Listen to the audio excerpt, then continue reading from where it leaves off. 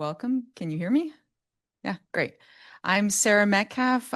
Welcome. We're very pleased to be able to have Billy Schoenberg here today um, to talk with us about modeling with AI and looking at how the new virtual assistants and that these engines can interact with large language models, different forms of generative AI tools to help facilitate the simulation modeling process from ideation to analysis. Um, I've known Billy for over 7 years now. Shortly after he introduced a powerful tool into the Stella software. Um, well, shortly after, I guess it wasn't introduced yet, Not yet. but the future was on the horizon. This Loops That Matter tool that is a feature of the Stella software that enables automated analysis of feedback loop dominance. It's a really powerful tool, and it helps to the users of the software to be able to understand what's going on. And likewise, I think the introduction of these AI assistants enables another leap forward, and maybe even more profound, I don't know, and certainly in conjunction with things like the loop dominance tools to be able to facilitate understanding and not using automation to replace humans, but to augment our intrinsic human capacity. Billy studied originally, got his bachelor's down the road at Syracuse at SUNY Environmental Science and Forestry, and then got his graduate degrees and PhD at the University of Bergen, where he continues to teach and work as a researcher in his spare time. He's also involved with a big collaborative climate project that he will feature some work from tomorrow in the geography department at 3:15 in Academic Center 170. For those of you here on campus, sorry, this will not have a virtual option. So, but those of you who are able to, I encourage you to go. And without further ado, I'll let Billy begin. Awesome. Thank you so much, Sarah. I'm so glad to be here today. And as Sarah alluded to, I spent a good portion of my career working on how do we make models understandable? My boss, Bob, who's my mentor and one of my best friends, says to me all the time, modeling is a 10,000 hour skill, 10,000 hours to become an expert. What can we do to take that down to 5,000, 2,000, 1,000, a couple of hundred? The goal here isn't to replace humans and have the machines do all of our work and sit on a beach and eat bonbons. The goal here is to do a better job of modeling and to understand the models that we build more deeply and more intimately so that we can solve problems.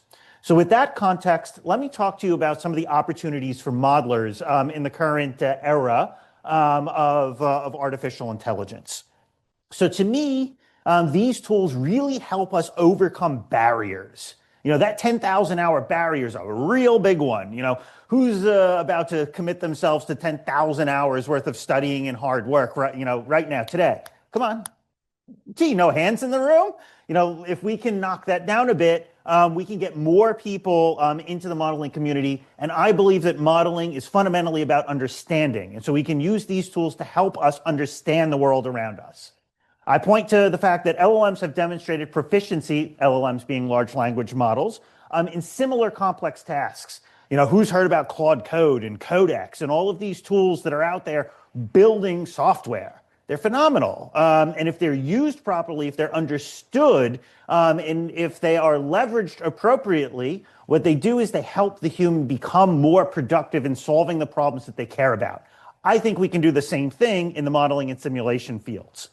Likewise, how can we make use of this, huge surge in investment? People are investing billions, trillions of dollars into these tools. What can we as modelers benefit from in all of that investment? How can we bring that investment to bear? How can we stand on the shoulder of those giants to further our goals? Likewise, I think these tools give us the opportunity to redefine productivity without fundamentally changing the modeling process and how modelers work. And that's what I'm going to try and prove to you and show you today. But this doesn't come as a panacea of wonderfulness. Nothing is, at least in my experience. There's obviously risk that comes along with all of this, and I want to make that abundantly clear so that we don't walk into this with horse blinders on, seeing roses and ponies and unicorns, but that we're realistic about what some of the downsides to this are. And the first one that I want to bring up is one that's pretty important to me, which is bias and exclusion. The tools that we're going to be leveraging here today are commonly available large language models. As all of you, or as many of you I suspect know, you've heard of garbage in, garbage out. If you're trained on garbage, you will produce garbage. So think about what materials have been fed to those models to generate the results that we're going to leverage. Have they incorporated everybody's perspective? Are there issues with some of that training data that may perpetuate biases or perpetuate misperceptions? I'd bet yes, based on some of the articles I've been reading nowadays. Likewise, there's a big risk of deep system engagement, meaning a lot of people, their native instinct when seeing a tool like this is, oh, let me shut my brain off. Let me stop thinking. Let me just have the tool do the work. I'm going to feed the tool my homework assignment, and I'm going to go out to the bar with my friends, and I'm going to come back, and my homework's going to be done, and I'm just going to hand it in. Well, in that case, then nobody's learned anything. And to me, this is all about learning and understanding. So we need to be mindful and careful of that risk. We need to make sure that there's something in it for the human, something that engages them. Likewise, I think we've all turned into psychologists nowadays with the amount that we say the word hallucination. So I'll just throw that out there and we'll move on to the next one, which is my background as a system dynamicist. I care about transparency and the ability to see and understand the fundamental structure that creates behavior. To me, I'm obsessed with the relationship between structure and behavior. These tools obscure that relationship. So how can we leverage these tools to create transparent and understandable structures that we can then relate to and talk about? There's the good old over-reliance on automation. That's the whole shut your brain off thing. And there's the risk that correlation is misinterpreted as causation, because ultimately these are statistically based tools. They predict the next word in a stream of words based upon the words that have been fed to them, both during training and as input. So let me talk to you about a project hosted here at the University at Buffalo by the Institute for Artificial Intelligence and Data Science called SDAI, System Dynamics Artificial Intelligence. Yeah, funny name, but it was short and kind of snappy. Our goal here is that this is an open source initiative. The goal here is let's not compete with each other. Let's work together to find the best possible solutions to these problems right now, here, today. So I actually work in private industry. That's my main job at IC Systems. And I thought, and my bosses thought, that this was so important that we couldn't own this. This needs to be something that's an effort of the entire community so that we can shorten, and I'm going to butcher the pronunciation of this word, the interregnum, the period between where we were before the AI tools and the period that I think we're going to of better learning and understanding. Let's shorten that time period in the middle of chaos, where people don't necessarily understand what they're doing and they're just offloading things to the AI, getting crap results back, not understanding how they work, because I think that's a risk that I want to manage. So let's work together to shorten that time period of chaos. The SDAI project is an intermediary, essentially taking requests from users, passing them off to the LLMs, formatting what comes back from the LLMs in a standardized, reproducible way that other software tools can then leverage and use. And I'll show you an architectural diagram next. Essentially, SDAI automates the translation between user intent and model-based system representations. Here's my favorite little pretty picture of how this works. You know, we've got our client, which sends a request over HTTPS to the SDAI service, who gets the request, picks up the telephone. Oh, hi, Stella. Oh, you want a model about overshoot and collapse? Okay, let me pass that to the engine. Calls the engine. The engine picks up, hello, I'm an engine. I build models. Oh, the request is to build a model about overshoot and collapse. Okay, let me call up my friend LLM. hello, I'm LLM. You have all of this JSON code, blah, blah, blah. LLM says, great, I understand that. Here's a blob of data back. Engine says, thanks for that data. I really appreciate it. Let me mash it up, work on it, and then send it back to the request handler who says, thank you, Engine, for getting back to me. Let me hand that back to Stella, the client. So those are the 4 steps in this process. And this lets the engines be the generic algorithms that researchers like yourselves can write to do, frankly, whatever you want. Now you don't have to be a software engineer who writes a web service and does request handling and has to deal with horizontal scaling in clusters and managing requests and sessions and cookies. Let the software engineers do that. That's my day job. I got that for you. Focus on the research. Focus on what you are good at. That's what this platform enables us to do. So let's talk about modeling now, because this is a talk about, well, how does AI help us in the modeling process? And I'm going to tell you about my modeling process. And I hope that it's generic enough that it covers all of the things that you're thinking about. And if it's not, let's talk about it. But to me, there are the following 5, yes, I can count, steps. The first one is ideation. We come up with an idea. We come up with a problem. As Forrester said, you don't model a system, you model a problem. And so we come up with that problem. We refine that problem. We come up with a reference mode, a description of the behavior over time that is problematic that we're trying to resolve. We hypothesize. Why does that happen? What structure could be responsible for creating that outcome that I'm trying to address?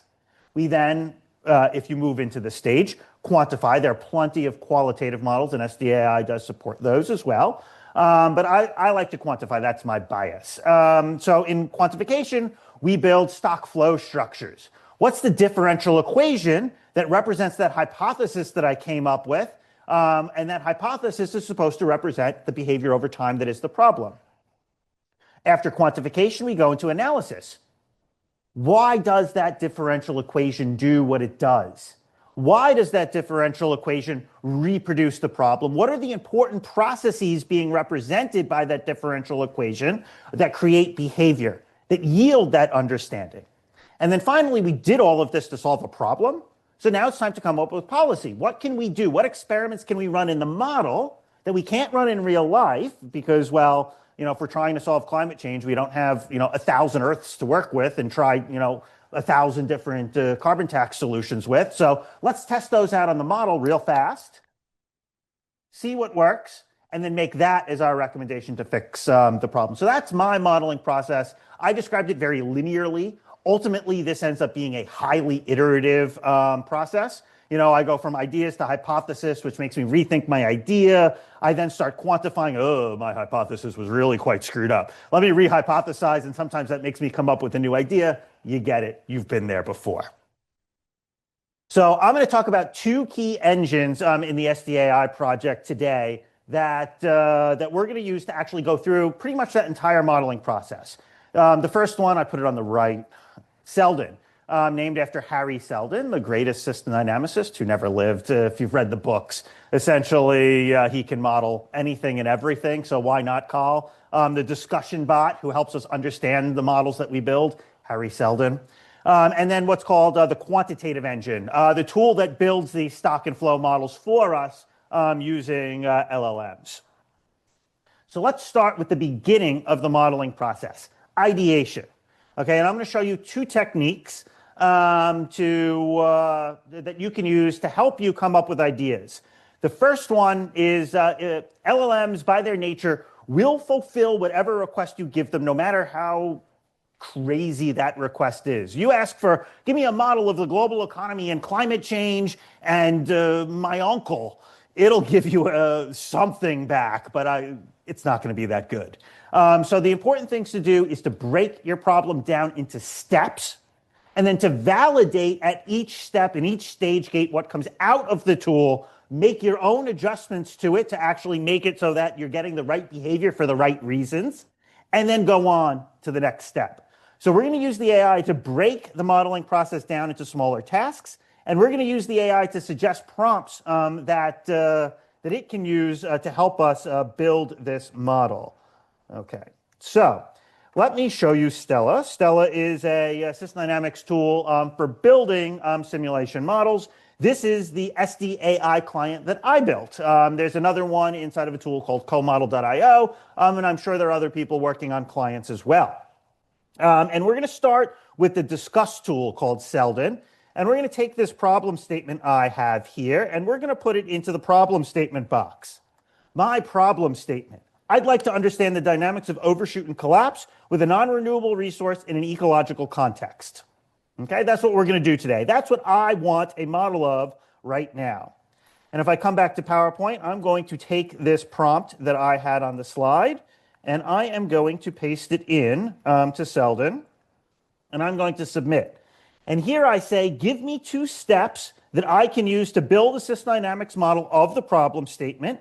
Each step should add to the scope of the model and result in a running model. So just like when you build models, you don't build the entire structure as a map, enter no equations, and then start entering in the equations because, well, those of you who have tried it realize that you'll never actually finish. You start with small running things and you add the next thing, the next thing, the next thing. So we tell the AI to do the same thing that we as a human would do. And then we're very specific about how we want the information back. For each step, give me a 2-sentence prompt I can give to an AI to build me that part of the model. So I'm being specific in both what I want and how I want it to accomplish it. And it gives me those 2 steps, and it explains to me why it's come up with these steps. The first step, I will take this prompt here, copy it, and I will go into build and paste. And we want to be careful when we do this kind of thing to validate what's coming out. It says, build a simple sysdynamics model with 2 stocks, population and non-renewable resource. Model the population growth rate as dependent upon the resource availability, and the resource consumption rate is proportional to the population size, ensuring the resource stock declines over time. Okay, interesting. And I want to take that problem statement again, and I want to put it in as the problem statement for this engine. Each one of the engines has its own set of inputs, so I want to remind this tool what we're actually trying to do. So I might tweak this. It says, model the population growth rate is dependent upon the resource availability.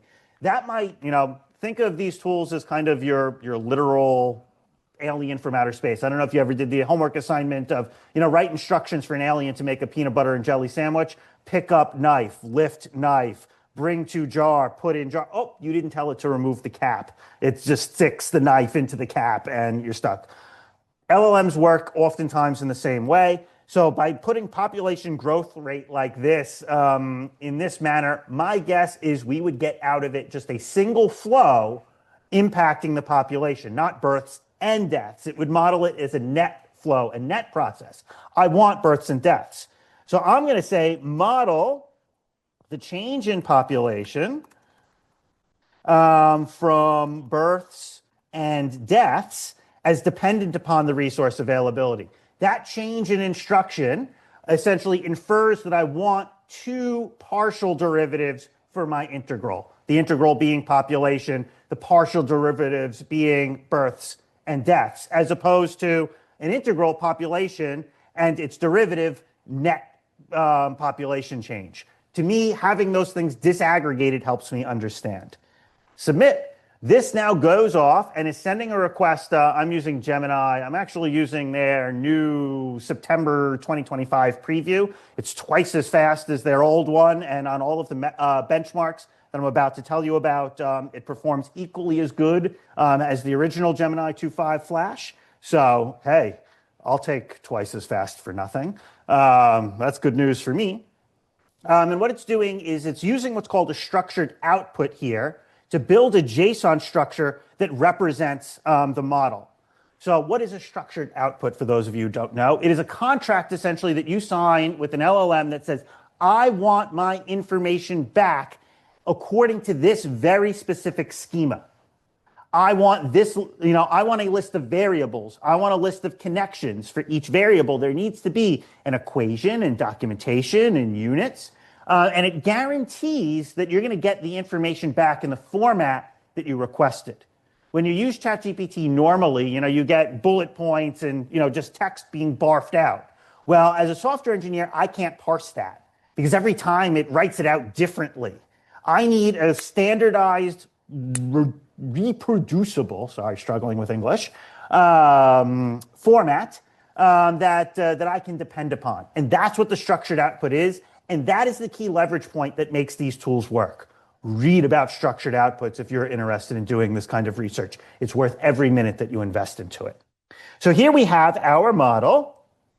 And haha, we got our birth rate and our death rate. We have our non-renewable resource and our resource consumption rate. If we click on any one of these elements, we can see that it has an equation, units, so that we can check the dimensional consistency of this model. You know, who wants to add apples and oranges? And we can see that, in fact, there are actually no unit errors in this model. There would be a warning down here telling us if there was any dimensional inconsistencies. Likewise, each element has been documented for us. This is a part of that structured output. The structured output requires that the LLM documents the reason why it put that variable there. Population, the size of the ecological population. Duh. Okay. So now we can run this model, and we can see that we have the beginning of our non-renewable resource declining and our population growing. My guess is we haven't run for long enough. Right now, we're only running for 13 years. So why don't we go ahead and run for 100 years? And there we go. There's our overshoot and our collapse. There's our population growing above its carrying capacity and coming down real hard. And what's a negative non-renewable resource? Who's got negative barrels of oil lying around? No hands. Odd. I have those in my basement. Okay, so we always run the model after the AI has returned content. We read the explanation for how the model was constructed. It's in that log on the right there. And we check for these three things always. Negative stocks when there shouldn't be. The form of graphical functions. So something that we use in sysdynamics oftentimes when we don't want to come up with an analytical relationship is we'll use a table function. Given the value x as input, I expect the value y as output. And then we just linearly interpolate between the x's and the y's. And I've taught the LLM how to do that. And it produces those graphical functions. And you want to check that those graphical functions are sane. And then you want to look for equations with embedded constants. So something I'm quite allergic to as a sysdynamicist is I want all of my parameters named. And I want them to be named in human interpretable ways. I don't like mu and sigma. I like, contact rate, infection probability. All this talk about alphas drove me crazy during the pandemic. So we're going to use the following prompt now to fix the problem. Prevent stock from going negative by taking action related to outflow. Okay?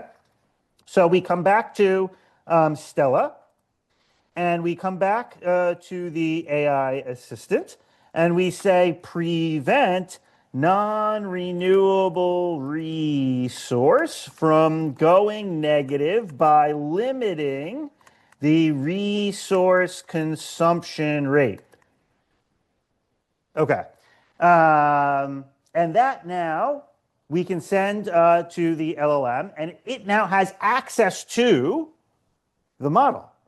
It knows what that model is because every time you initiate a conversation with the tool, it's actually taking the current state of the model and feeding it in.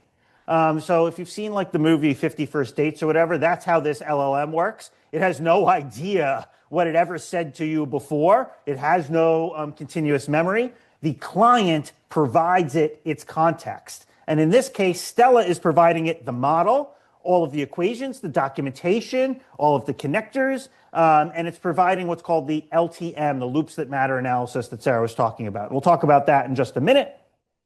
And so here you can see it talked about adding a resource limit multiplier up here. And in this log, it shows every single relationship that it adds to the model, along with a reason for why it added it. We rerun the model. Ta-da! No more negative result. This stops at 0 now. Success. Okay. Next step.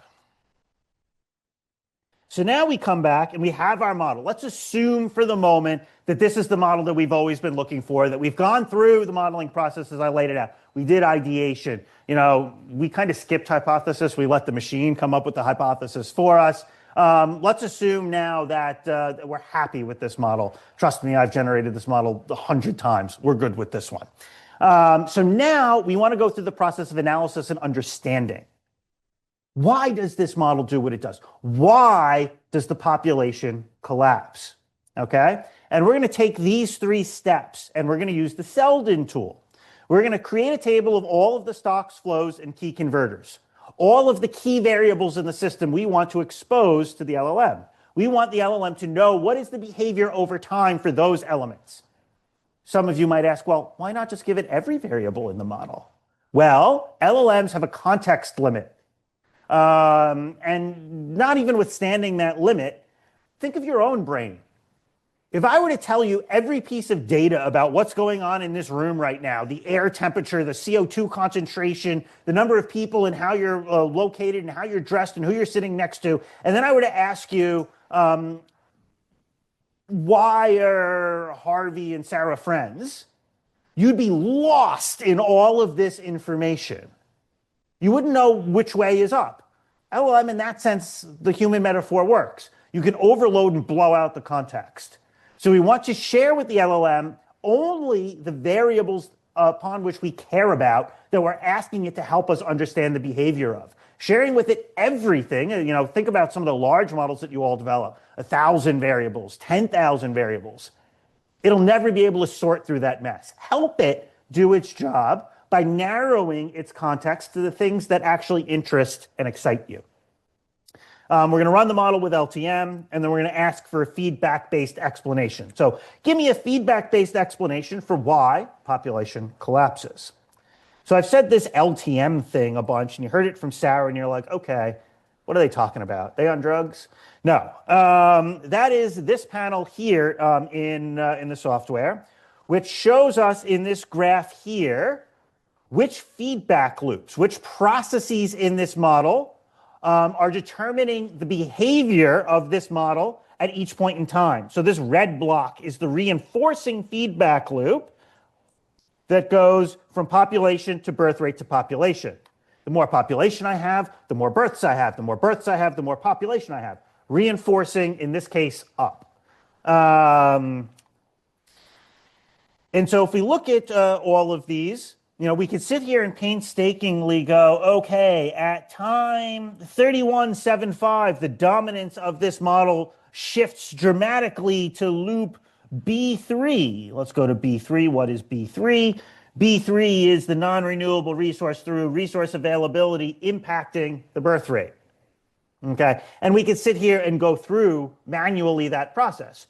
Or we can use the LLM to help us with that manual process. Okay? And so what's happening behind the scenes is Stella has done this LTM analysis. You can see it in the panel. And it's produced a JSON blob with all of the data from that analysis.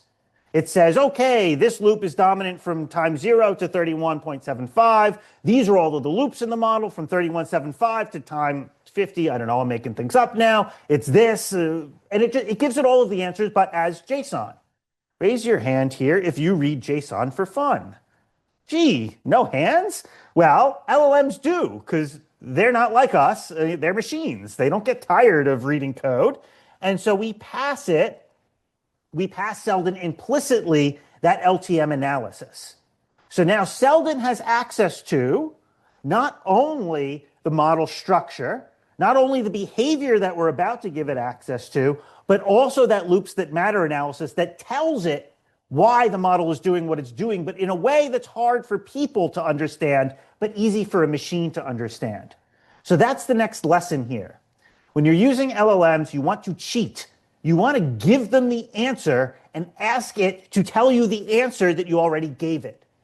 So when we build models, how do we cheat?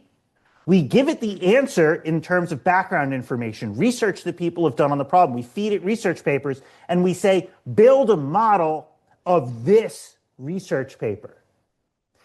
How do we cheat when we go the other way? We give it the model, we give it the LTM analysis, we give it the behavior over time, and we say, summarize this information that I gave you that contains the answer and transform it from machine code to English. So most of the time when you're using an LLM and you're using it right and you're avoiding hallucination, you are not asking the LLM to be a progenitor of knowledge, but rather to transform information from one format to another, from English to code, JSON, from code to English. If you're ever asking it to go English to English or code to code, you need to make sure that you're being very careful that you're not asking it to invent something new, that you're asking it to transform something that already exists into something that you know it can transform it into. So let me just do it instead of talk about it. And so what I'm going to do here is I'm going to create a table. And in the table, I am going to put all of the stocks and all of the flows in this model: the non-renewable resource, the population, the birth rate, the death rate, and the resource consumption rate. And I've now got a nice table of behavior over time. I'm going to copy it, move that table out of the way. And I'm going to come into the assistant-specific inputs, and I'm going to paste the behavioral description. LLM knows how to read a table. Think about how many tables there are on the internet. You can think of these tools as being trained on the internet. They can read a table. So we now can ask it our question. Take that prompt. That way you all don't have to watch me type. And submit. So what we've done here now is we fed Selden the answer. We cheated. We gave it the model. We gave it the behavior over time. We gave it the LTM explanation. And now we're saying, magician, turn that into English. We're not saying, magician, analyze this model for me and tell me why it does what it does. We did that already. We did that the old-fashioned, old school analytical way. We're just using the LLM to skip the process of the manual process of going through that graph and picking out all of the key feedback loops and writing them down ourselves. So it says the population collapse observed in the simulation starting around time 38.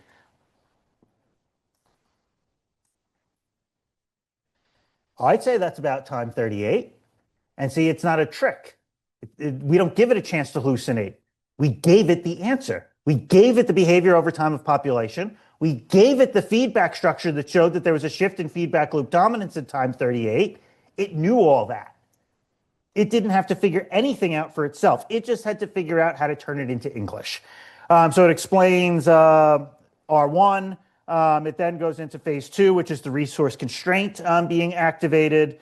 Phase 3, the collapse, the mechanisms. And then nicely, it gives us a little summary. The combination of falling birth rates and rising deaths caused the net growth rate to turn negative around time 38, initiating the rapid decline in population collapse. The population continues to decline until the resource is virtually exhausted, after which the population stabilizes near zero, constrained by the absolute lack of non-renewable resource. Cool. Cogent explanation of this model structure. Okay. And what's pretty cool about this tool is it works in really big models. Because again, we're cheating. We're giving it the answer and asking it to summarize that information. People have spent billions and trillions of dollars figuring out how to do that well. We might as well use their work. I'll take a free lunch. Okay, next step. We want to critique this model. Are we actually sure that this model is a valid and accurate representation? We do the same thing we did before. All of the stocks and flows into a table, run with LTM, and then we're specific about how we want our critique. We don't say, AI, critique my model. We guide it in what we want it to critique. Give me a critique of my model where for each issue you generate a bullet point, again, specific about format, where that bullet point gives a short title of the problem. I want up to 2 sentences describing the issue, 1 sentence for describing why the issue is important. I want your critique to focus on the scope of the model and its applicability to the problem statement. Raise any other important issues. So now we can use the LLM to help us check our work. Oop, let's go back. I need to copy that. Okay, so we come back to our same old Selden tool here, and we just go paste. And let's make sure it's got the problem statement, it's got the behavioral description, it's got LTM, submit. So now, because we've told it what we want it to look at, and we've given it the model, we've given it the analysis, we've given it the behavior, it actually has some basis upon which to generate that critique. The probability, the statistics upon which all of this is based is now kind of working in your advantage. But this is a case where we're not cheating as hard as we did before. We haven't completely given it the answer because there is, we do have unknowns here. So now is when you need to be very careful in when you parse out this response. So the first thing it says is, well, it's got a very simplified ecological concept. It omits other ecological limits like carrying capacity or renewable food sources. This limits the model's applicability to general ecological contexts, which usually involve multiple interacting resource constraints. Fair critique. Okay. Fixed consumption rate. The resource consumption rate per capita is held constant throughout the simulation, regardless of resource scarcity or population size. Is that actually something we want? Do those dynamics matter for the problem at hand? Well, we need to think about it. Abrupt resource impact functions, the graphical function, again, it critiqued the graphical function for us, of how resource availability impacts births and death rates are highly simplified, featuring sharp transitions at the reference level. Real biological systems are often a lot smoother. So let's take a look. Yeah, I'd say that's sharp. It's got a point. Okay. The resource depletion dynamics only acts as a hard limit to prevent the stock from going negative. Hey, it critiqued itself because we asked it to do that. And it says probably not realistic. A realistic one would incorporate rising costs or declining extraction rates. That's going back to this fixed consumption rate. But it says at the end of the day, this shows you the most basic form of overshoot and collapse. And the feedback structure is reasonable to that problem. So now you can use the LLM to help you understand what the model is doing. That's what we did in the previous step. And you can use the LLM as kind of a teacher. Yo, what'd you miss? What T's didn't you cross? What I's didn't you dot? What structure didn't you take into account? Okay. Finally, policy ideation. Okay, so again, the same set of steps. Give it the access to the data, run with LTM, and then we describe the change that we are looking for. What do we want to have happen? Hey, LLM, help me come up with ideas. Ooh, I've skipped. Help me come up with ideas for how I can prevent that overshoot and that collapse. Okay? In this case, I wasn't specific as to the format in which I wanted the information, so we'll see exactly what it comes up with. Sometimes it gives long form, sometimes it gives bullet points. Something I like to do is, hey, give me this answer as if I was a high school student. Give me this answer as if I was an academic. Give me this answer as if I was Jean-Luc Picard. Pick a person and have it give that information to you in that form, or give it to me in a report, give it to me in a paper, give it to me in an outline. Okay? So it comes up with a bunch of strategies. Reduce resource consumption rate. Weaken loops B2 and B3. This is cool. To me as a sysdynamicist, I love this. Because when I think about ways to change systems, I don't think about it in terms of parametric sensitivity. Oh, what parameter can I change to change the behavior? I think about it from the process-based perspective. Okay, I've got a problem where I have too many people. Well, how can I reduce the impact of that reinforcing loop, that births loop, so that it doesn't run away with the system? That's then what leads me to the parameter or the change in the structure. And that's what Selden is making clear to us. It's relating the changes that it suggests to the processes that it's trying to impact to create the outcome that you're trying to achieve. And I think that's pretty important and pretty cool. It then talks about implement anticipatory resource scarcity, strengthen one of the feedback loops. It does come up with the weaken R1, lower the normal birth fraction and increase the normal death rate fraction as other ways to try and tilt the behavior of the system. with a causal, logical, feedback-based explanation for why that process could work or should work.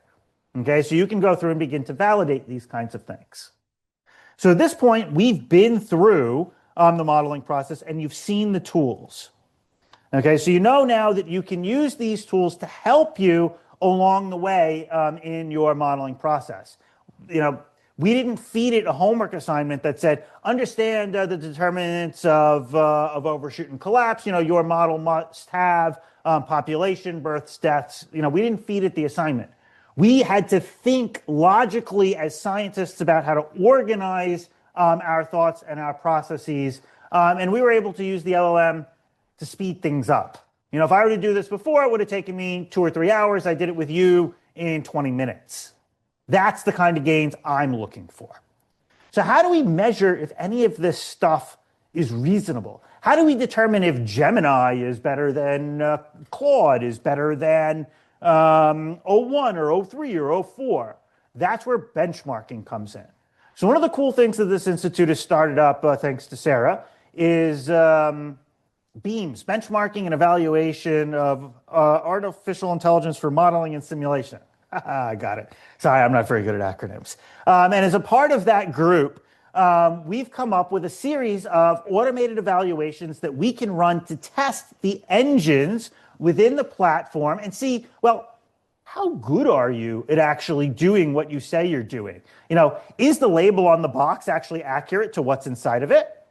So the first test, causal translation, turning plain English text into structured data of causal relationships. We say the problem is I'm trying to do causal discovery and extract every cause and effect relationship from the information I give you. We then machine generate, not using an LLM, but through a typical algorithm, what I call gibberish worlds. Because we don't want to get caught up in the training data of the LLM. If you say the more ice creams I have, the happier I am, well, maybe that's true for me. I don't have a dairy allergy, but if somebody's got a dairy allergy, the more ice creams they have, the less happy they are. So we don't want to get caught in the training information of the LLM, so we give it fake words. Fewer frimbulators result in fewer whatajigs. That's a causal relationship. As frimbulators go down, whatajigs go down. Furthermore, when there are more whatajigs, we typically see more balacs. Additionally, fewer balacs result in fewer whoozy-whats. Okay, we give it junk, but that junk represents a network of causal relationships, and we test its ability to cover those causal relationships. To me, this is the preeminent test of how well an LLM is going to be able to model from a system dynamics perspective. That's different than causal reasoning, okay? Turning plain English about real world into causal relationships. So here I give it public health experts, recognize that pandemic response involves complex interactions between the healthcare system and blah, blah. Now we get caught up in its understanding of how the world works. I hate anthropomorphizing these things, but I've done it the whole talk and I apologize for that. So these are now its ability to reason through more complex real world situations. But here we can't really define ground truth. With who's, what's, and balacs, we know exactly what the answer is. Here, there's umpteen million different ways that I can model the healthcare system. So what do? We test for concepts and relationships of concepts. Does it have a healthcare system? Is a healthcare system somehow related to the spread of the disease?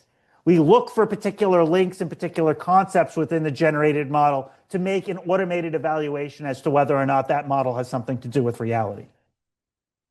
Next one is conformance. Hey, LLM, I want 3 variables. I want 7 feedback loops. Give me the variable British taxation. Can it listen to instructions? Okay, quite useful because all of the techniques I've been showing you are all about the way that you give instructions to the tool. And the brand new one, literally implemented Monday, is iteration. How good are these tools at building upon something that already exists? Can an LLM add new structure to an existing model? So again, I go back to my gibberish worlds. Please add to the following model. Throughout the process, there are initially 25 ox. Every week, this inventory gets replenished by 15% of the current propetremes count. I'm describing a model in English, gibberish, and asking it to add that set of structure into a pre-existing model. Our goal with these benchmarks is to try and create a platform by which the people who build LLMs and build these engines can say, my tools can help to solve important societal problems. Because if you can model, if you can understand things from a causal perspective, or what you think is a causal perspective, and an AI can help you do that, well, then there's a much stronger link between that AI's ability to actually do some good in the world, as opposed to help with homework or, again, all good things. But hey, can we use some of these AI tools to do drug discovery? Could we use some of these AI tools to help with climate change? Can we use some of these AI tools to help us better understand economics? Well, if you can understand causal relationships, extract them, build models of them, if you can listen to instructions that the user gives about how to do that, if you can appropriately reason about causal text, and you can build in an iterative way, well, then your AI tool probably has a pretty good chance of being useful to solve important problems. And that's what Beams is all about doing, is achieving that vision. So let me conclude. Modeling and simulation can most certainly flourish with AI. The traditional methods aren't dead. We're just taking the traditional methods and applying them in a new way. I haven't reinvented the modeling process here. I'm just doing it faster using tools to automate the boring parts. Who here uses a slide rule anymore? We have a computer for that. I view it as the same transition. I think you get a lot more enhanced analysis skills. The ability to take that LTM analysis and turn it into English saves so much time for people who aren't ingratiated into the loops that matter method. And it makes it really clear why things are happening. So I think it raises the bar for what a good model analysis is. I think it increases accessibility. These tools make it easier to model. My guess is you all didn't know system dynamics today. If I gave you Stella, you could probably build right now an SIR model, an overshoot and collapse model, a success to the successful model. These tools, I think, help lower the barrier to entry. But it's very important that you focus on verification and validation. Do not ever blindly trust what comes out of any of these tools. You as the human are still responsible for what you produce and what you say and what you do, and you need to validate and verify what your tools are doing for you. So finally, I think we're entering a new era where AI empowers modelers to dramatically increase their productivity as well as the quality of their work, but we need to be careful about those risks that I raised. Here are a bunch of really useful resources that you can use if this kind of thing interests and excites you. The first one on the left is the open source SDAI project hosted here by the Institute of Artificial Intelligence and Data Science. The second is the Beams initiative, under which those evaluations fall. The third is for the system dynamicists in the room who are interested in, well, how do I teach system dynamics now that we're changing the methods by which it is implemented? Here we've created a white paper filled with educational curriculum about how you bring AI into your classroom in productive and useful ways. Whew. Let's answer some questions.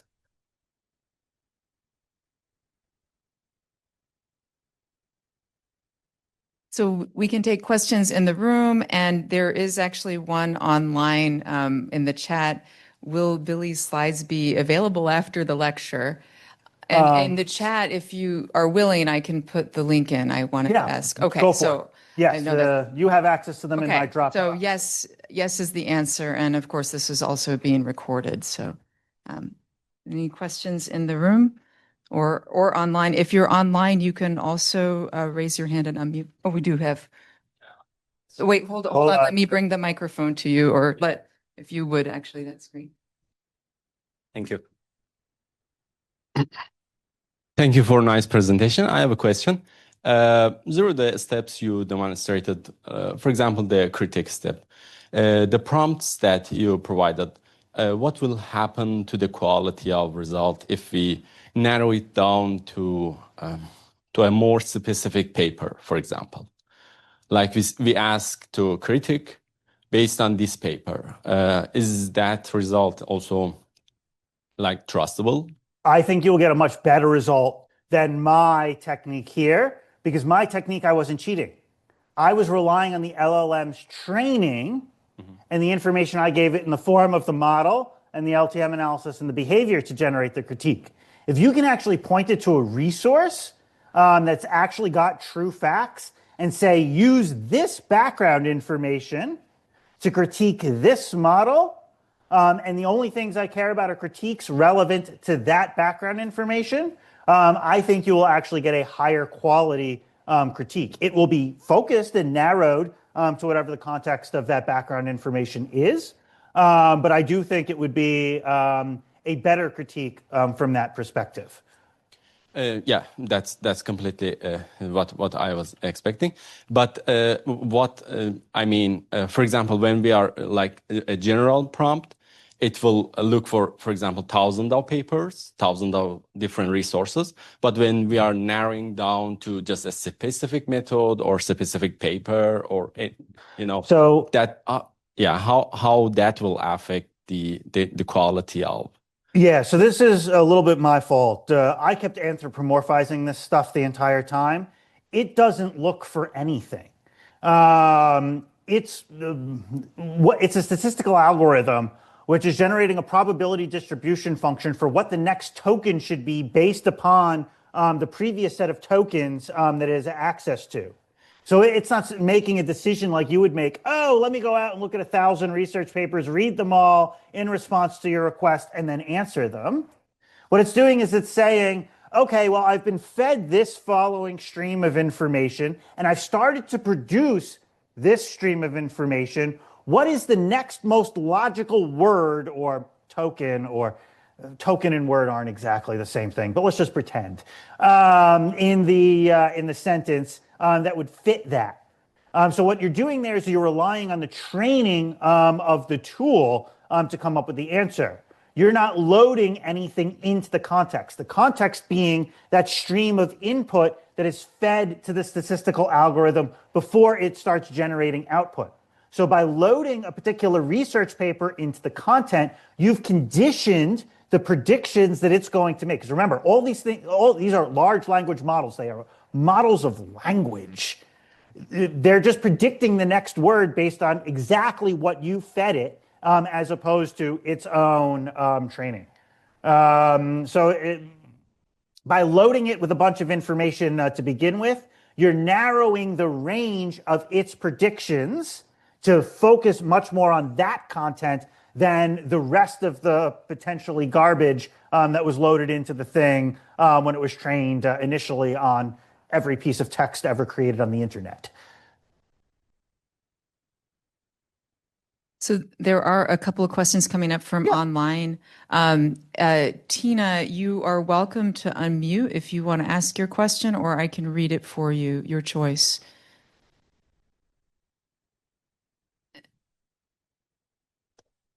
So I'll go ahead and read Tina's. What are some drawbacks or scenarios that you believe where using this AI would not be as beneficial compared to manually modeling a system or problem? Yeah, so to me, this goes back to that risks slide. Early on in education, I think these tools need to be carefully managed, and their introduction into the classroom needs to be done with a lot of thought. So from my own career and my own experiences inventing LTM, I was like, great, I've solved model analysis. Everybody's going to become whizzes at understanding the causes of behavior in their models. We put it into Stella, we put it in the classroom, and guess what happened? Students did so much worse. They turned their brains off. They just looked at what the graph said, and they didn't develop their own intuitive understanding of how anything worked. And it wasn't until we actually came up with educational curriculum that made use of those tools and fit it into existing modeling processes that we were then able to see the benefits that we had always hoped for. So that's step one. The next thing, of course, is all of the risks on this page. Just because I'm bullish at the moment on the opportunities that exist here, it doesn't mean that you can downplay bias and exclusion, that you can downplay that loss of engagement. You always need to be worried about hallucination. And where that's especially risky is when you don't know. Because oftentimes when I build models, most of the time when I build a model, I'm building a model of something I don't know. And there's this bias, I think, that a lot of people have to trust something that's in front of them.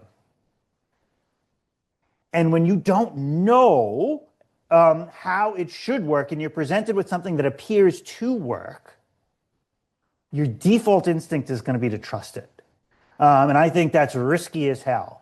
And I'm hoping that in the classroom we can change thinking. Let's say in a modeling classroom now you spend 60% of your time learning implementation and 40% of your time learning theory. Let's flip it. Let's spend 60% of your time learning theory and validation and techniques for understanding what might be wrong with something that you don't fully understand yet, and only 40% of our time on implementation, well, because the AI helps speed up the implementation for us. I think it's going to become very important that we as modelers turn into expert validators. And we need to make sure that that validation skill heads in early in the classroom. Another big risk is iteration. I think what separates a good modeler from a great modeler is their ability to break a problem down into small, discrete, bite-sized chunks and how to sequence that work. LLMs prey on the worst tendencies of us modelers. You give them, I want a model of the world, and it will try. And it will make something that kind of looks like it. And if you don't know, you're going to trust it. So a big risk is not appropriately chunking your work down into small enough steps that you can then get reliable results out the other end. I think I covered that one. Yeah, thanks. There's another thing I can speak to in the Zoom chat, but anything else in the room? So I would, and Tina has affirmed, so thank you. You addressed her question. Awesome. So George is asking, and George, I'm just going to speak to this for the sake of expediency. I think it takes now I'm not seeing all of it. Understanding from 10,000 hours, using that metaphor, to 100 hours, which is terrific, but is there a path to get it to 10 hours or less? It seems like today more than ever, we have to bring system dynamics to people broadly to combat linear thinking. I'm not sure everybody can follow this, not criticizing the effort. It's amazing, and you're getting other positive comments too. Just asking about where do we go from here? Yeah, so this is the beginning. I think 10 hours is a pipe dream today. But 2 years ago, I thought what I just presented to you was a pipe dream. So I can't predict the future. I'm not Nostradamus, and I don't pretend to be. I'm not sure, though, that you could ever get it down that small, because I think that short, because I think the most important skill is that systems thinking perspective and that feedback understanding. And that isn't something that we can use an LLM to automate. To really be a strong modeler, I think you need to have a strong understanding of how the domain that you are working in works. And I don't think there's any real shortcut that takes that from thousands of hours to 10. We can shortcut the building of models. We can shortcut the application of the LTM analysis. We can shortcut ideation of policies. We can shortcut each of the technical, mechanical implementation steps along the way, but I don't think they're shortcutting abstraction skills. At least I don't see it yet. So I do think there's a high floor here.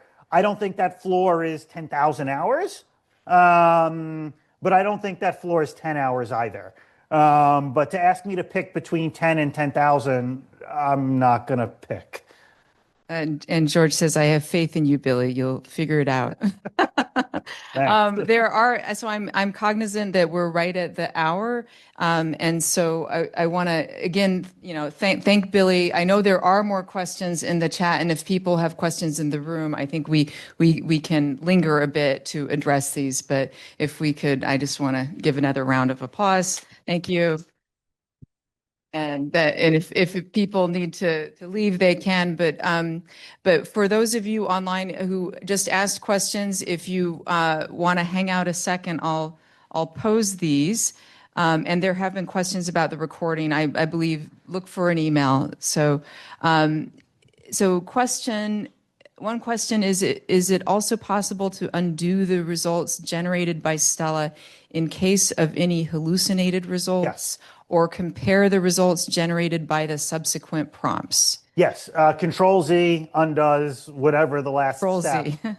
from the AI, and built into Stella is a model comparison tool. So you can always do Control Z, save, then Control R, I think, is redo. I don't remember the hotkeys, my fingers do, and then do a model compare. But you can also just look at the log, because the log lists out every single thing the LLM has touched in your model. Right. Yeah, the log that we were seeing on your screen at the lower right.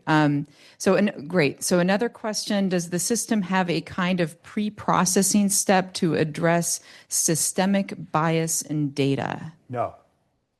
You are running fully exposed. My suggestion is you resolve this by the way in which you use the tool. A lot of what I did today is good and I want you to copy, but there's something I did today that's bad that I don't want you to copy. When I built that initial overshoot and collapse model, I didn't feed it any background information about the context that I cared about, which meant I opened myself up to all of those risks of systematic bias and perception issues. You're much better off feeding this thing the information upon which you want to build your model. So then it no longer is a question about the biases of the LLM, because you're not using the LLM as a progenitor of knowledge. Don't do that. It's bad.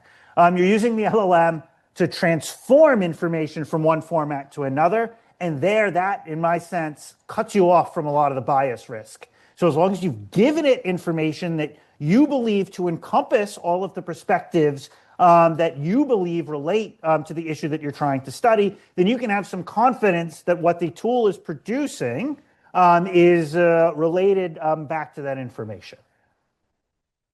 Excellent. Yeah, thanks. So I just, for the sake of completion, I want to acknowledge a couple of things I actually responded to in the chat, but just so people can hear in the room. Brant had asked, are you aware of efforts that are doing the same kind of work, but toward agent-based models? It seems that untangling the complexity relationships within an ABM might be a big challenge. My response in the chat was, we have an ABM subgroup in the Beams initiative that is working on this, but I don't disagree with Brant. That's a part I didn't put in. So if you want to elaborate. Yeah. So with System Dynamics, we were lucky that I had LTM sitting on the shelf before I'd ever heard the word LLM, LTM being loops that matter. Now, the good news is that loops that matter is actually flexible enough to work in an agent-based context. The bad news is the feedback structure there isn't explicit, it's implicit. But I do believe that is a solvable problem. Is it one that I am going to solve by myself? No. Is it one that I will help somebody who wants to solve by themselves? Well, I guess then it wouldn't be by themselves. But if they want to solve, yes. Yeah, thanks. And then there was a software, so any tools on the horizon for Vensim users. People familiar with System Dynamics might know that Vensim, like Stella, is another tool that's commonly used. And I wrote in response, the developers at Vensim are participating in the Beams initiative, but I certainly can't speak to what they have planned. And also likewise,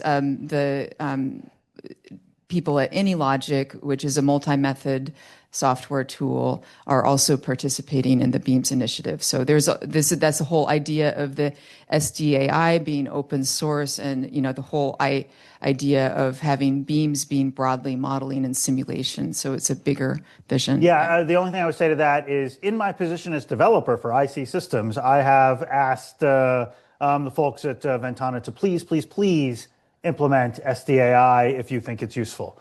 There's no guardrails or no walls up there trying to cut anybody out of this process. I truly do fundamentally believe that the best way to make use of these tools is together through cooperation and not competition. The competition can come at the point in which we have a significant foundation upon which to base ourselves. But until we've built that strong foundation, competition is just going to slow this whole thing down. Let's just cooperate and get somewhere. Then when we actually have disagreement, then let's compete.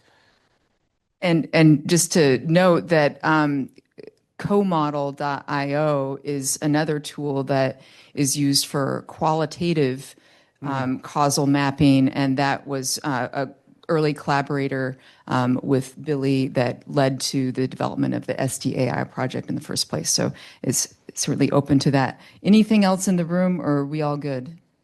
I think we're good, and you're getting lots of superlatives online. So thanks again, and I'll be quiet now.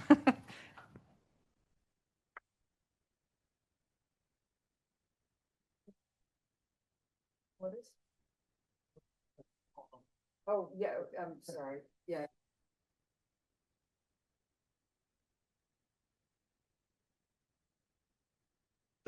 Sorry, I think I'm supposed to give you a gift, Billy.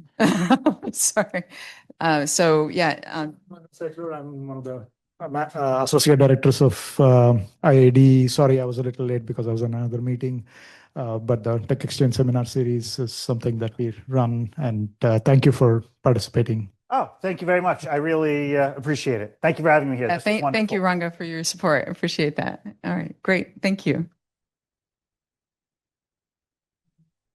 We can leave the meeting.